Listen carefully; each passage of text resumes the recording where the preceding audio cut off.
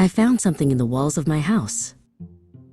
The old house where Elara lived had many secrets, but the biggest one was a tiny sound that only she could hear. Tap, tap, scratch, tap went the sound, always behind the kitchen wall.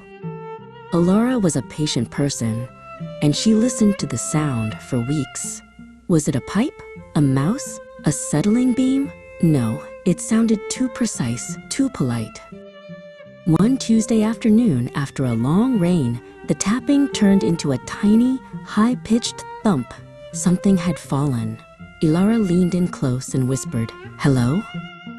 The wall didn't answer right away.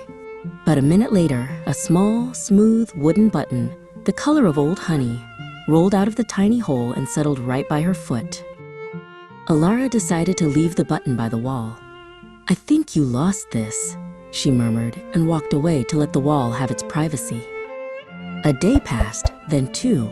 When Elara went to check, the button was gone.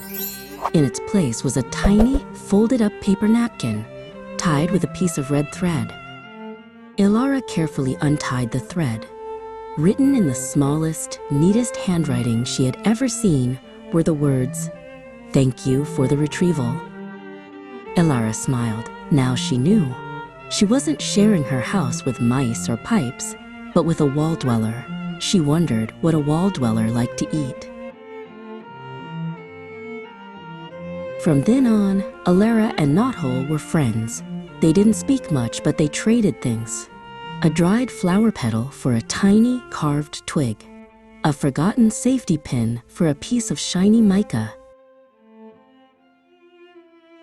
The house was still full of secrets, but the tap-tap scratch-tap didn't worry Elara anymore. It was just Knothole, getting ready to leave a new, wonderful surprise.